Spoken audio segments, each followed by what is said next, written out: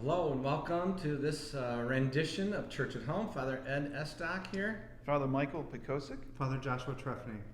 And we are the priests, as you know, of St. Albert the Great. And we're coming to you from our typical perch at the dining room table and the priest house. And so we're considering the 27th Sunday in Ordinary Time. Mm-hmm. And so we've been batting around a few of these ideas. And Father Joshua's first thing that caught his eye was marriage. I mean, it's a pretty big topic in this week's reading. Right. So. Kind of takes up the whole stage. Mm-hmm. And Father Estock said, well, what about its relationship? And okay. And then Father Michael chimed in and said something about the church being the bride of Christ. Yeah.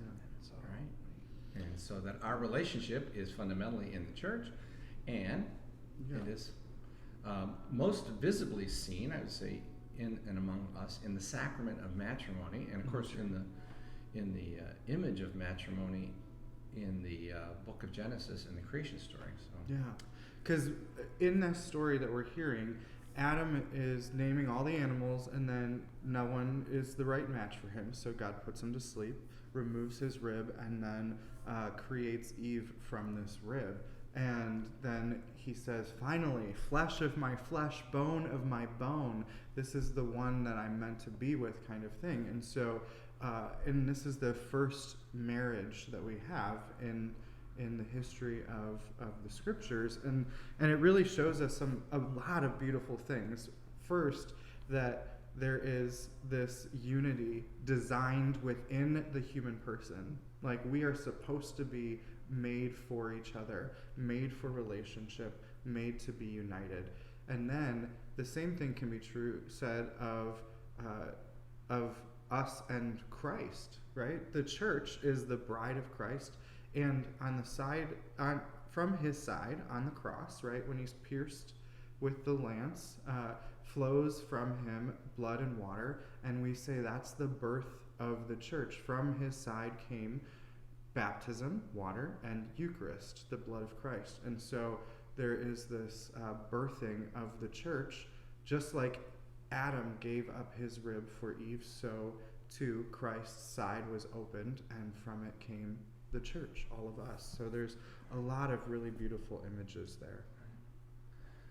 I was struck as Father Joshua was talking is that I think Adam needs a couple of kudos here because he also, in recognizing Eve as one like himself, he was the first person that recognized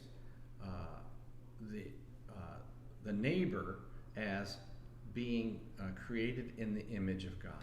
Mm-hmm. So, and that's a big task for us. So it's one thing for husbands and wives to lay down their lives that they might become one, and in that become all that God has called them to be in baptism, become holy. But all of us have got to reconsider our own creation and our neighbor, and that we are really in the image and likeness of God, which is not always so easy. One, to see, and number two, to live out. Do it. Do it, to act on it. So, and Father Mike, you were mentioning the sacraments and the bride nature of the church. Anything there? Well, I think Father Joshua really encapsulated it really well. Just reiterating the fact that in these stories and in the action of Christ, we have coming from the side of the masculine, the bride. Mm-hmm. And that's, in one case that's Eve, in another case that's the church. Mm-hmm. I'm interested to see how you guys think we live that out as a community. What does it look like for me, not necessarily as a priest, but me as a person of the church, a person in the church? How do we live out our life as the bride of Christ? What does that look like?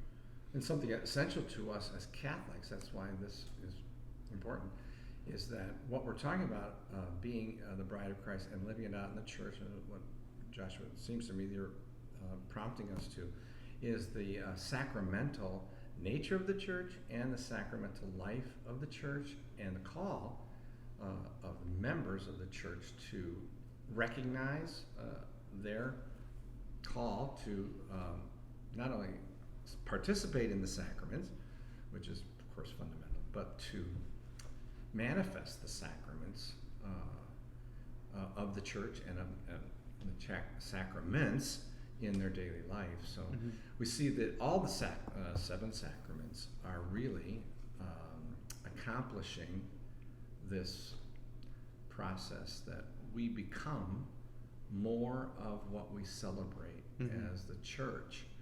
So the sacraments are the way we participate in that kind of transformation process, recreation. And the intimacy. You know, the intimacy of husband and wife that is shown to us is a sign. It is a sacrament. So it's supposed to be showing us something more. And that intimacy that a husband and wife share with one another, we receive that same intimacy through the sacraments with God and with one another. Right. Yeah, so this, and I know it's Father Joshua's favorite subject, is our identity born out of and confirmed by relationship. And you certainly can't be a Catholic with full understanding and a fullness of life without figuring out what do the sacraments and what does the church as a sacrament have to do with me as a believer, seems to me, and a friend of Christ, and of course there's one sacrament that, you know, shows us this in the best way, and Mass, you know, to celebrate the Eucharist together. And there is such a divine intimacy to literally receive the body and blood of Christ, to take on as the bride of Christ, to receive him into our person, and that same intimacy. So there's like a real richness. The sacrament of Eucharist contains parts of all the other sacraments in it. So that's why we call it the source and summit. But that's what the Lord is calling us to, this divine intimacy.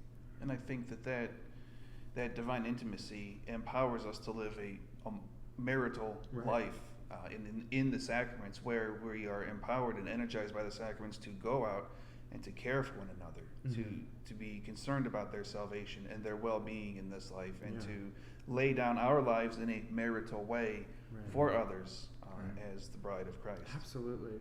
Yeah, there's this great the blessing at the end of the marriage mass is a 3-part like solemn blessing, and the last one of it, the last like little paragraph says something to the effect of may you meet in heaven all of the people that you served as like a couple, throughout your life. And I think that's so beautiful and powerful, that after you've lived this rich and holy life here, may you be greeted by all those people that you ministered to. And that's what marriage is for. Like, marriage says about me as an individual, like my spouse, I'm saying I'm not the most important person anymore. You are the most important person. And together we're going to say that we're not the most important people. Everybody else is. So how can we serve everybody else? Yeah, if one, I would say 1,000 of the people that I've prepared for marriage over the 35 years. I don't know, this is probably not 1,000. Anyway, a large number. They say, and men say it more than the women, and it's probably because it's more true, that my loving her has made me a better person, and I love more the person that her love has helped me to become. So if engaged life can do that, evidently. Yeah, imagine what married life can do. And what marital spirituality in our Christian lives can do, right? Can all make us become better people, the ones that God has called us to be. Yeah. So, all right, good story. God bless you all. Yeah. Have a good week. Take care.